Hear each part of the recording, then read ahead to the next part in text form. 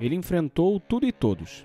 Se aposentou da seleção alemã aos 22 anos de idade em defesa das esposas dos jogadores, posou de revolucionário até fazendo anúncio para o McDonald's e liderou uma revolução que devolveu ao Bayern de Munique um lugar entre os maiores clubes do mundo. Neste episódio do Rebel United, apresentamos o alemão Paul Breitner, o homem que não respeitava autoridades.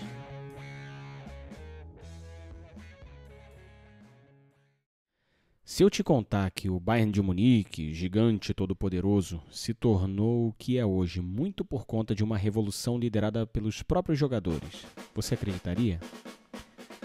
Bom, um dos mais poderosos clubes do mundo quase implodiu por causa de uma rebelião interna e no centro de tudo tinha um cara cabeludo, barbudo, genial e genioso, completamente alérgico à autoridade e craque de bola.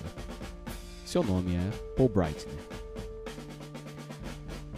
Vamos voltar aqui no tempo até 1979. O Bayern de Munique estava num clima de final de festa depois da saída do Franz Beckenbauer e no que parecia ser o término da sua era dourada do lado do início dos anos 70. Estava em crise. Crise técnica, crise financeira, crise de ego.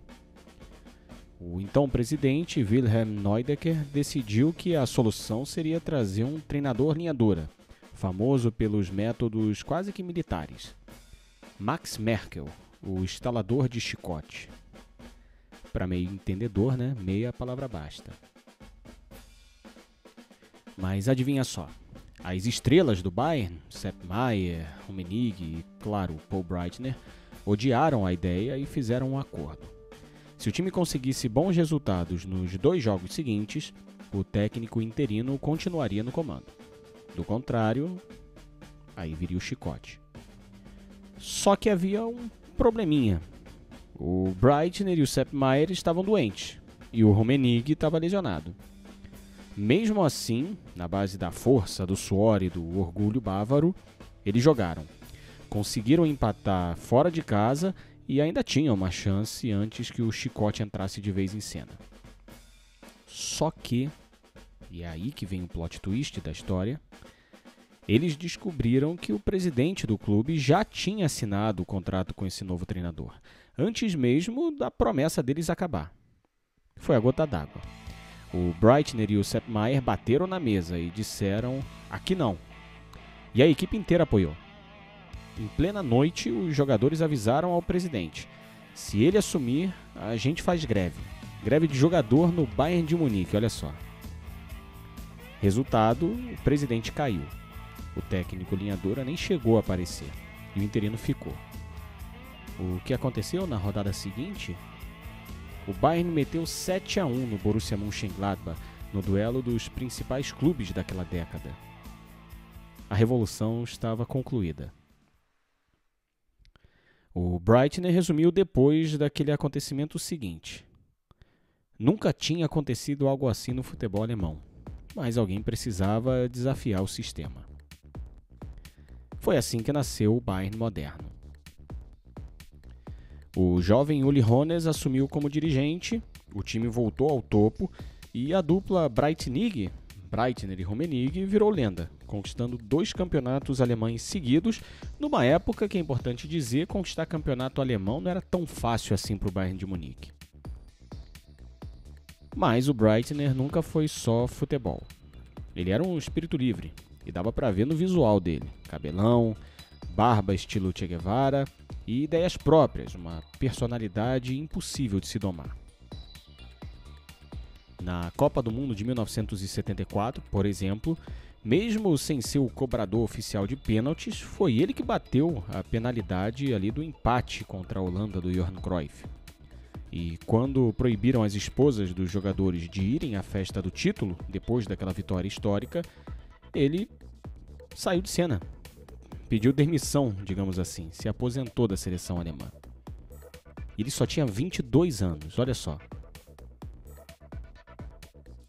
O craque também foi questionado por contradições ao longo da sua carreira.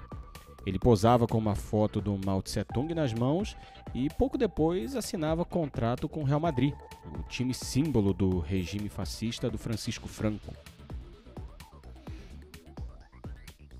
O jornal alemão Der Spiegel chegou a definir da seguinte maneira: um rebelde de esquerda com Maserati e piscina.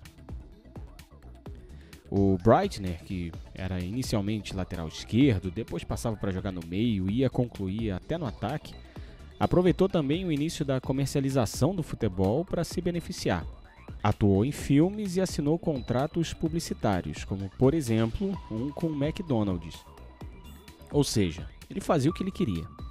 E o mais louco é que ele fazia com estilo. Depois de pendurar as chuteiras, ele virou colunista, brigou com o próprio Bayern de Munique e criticou o Hoeneß, o seu amigo de infância, e manteve sua fama de rebelde, de provocador, mas sempre foi visto como uma figura autêntica.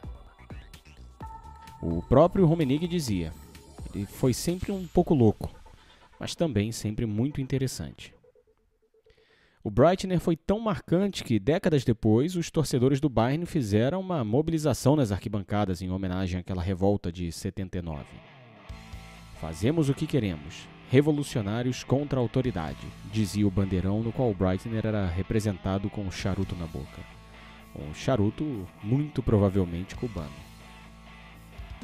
Paul Breitner foi e ainda é um lembrete de que o futebol também é feito de ideias, coragem e um pouco de loucura. Ele mostrou que, às vezes, para mudar o jogo, você precisa desafiar as regras. E você, no lugar dele? Teria chutado o balde?